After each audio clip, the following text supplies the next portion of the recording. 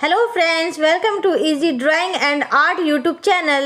दोस्तों, आज की इस वीडियो में मैं आपको सिखाने वाली हूँ कि किस तरह से बहुत ही आसानी से ड्राइंग किया जाता है। अगर आप सीखना चाहते हैं तो इस वीडियो को लास्ट तक देखते रहें। तो चलिए इस कमाल की वीडियो को स्टार्ट करते हैं। फ्रेंड, आज का पहला ड्राइंग है ड्रेस। तो चलिए इस ड्रेस को कैसे ड्राइंग करते हैं स्टार्ट करते हैं।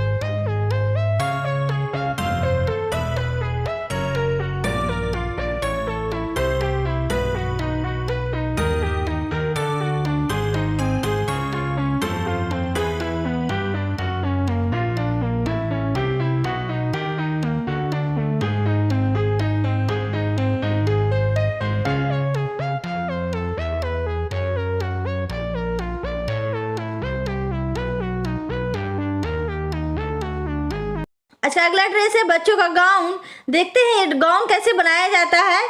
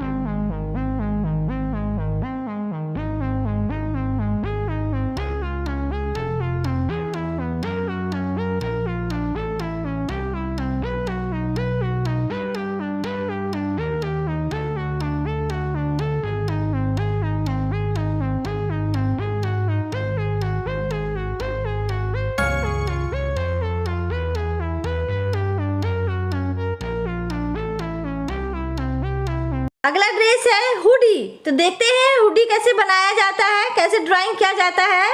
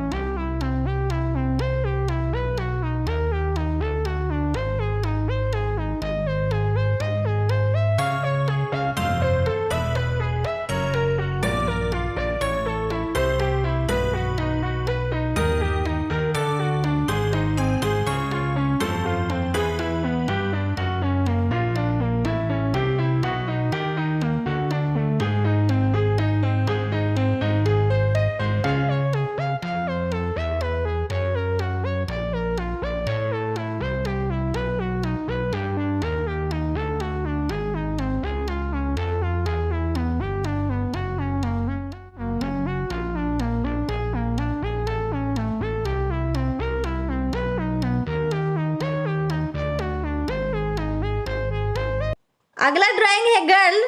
तो चलिए स्टार्ट करते हैं। गर्ल ड्राइंग कैसे किया जाता है।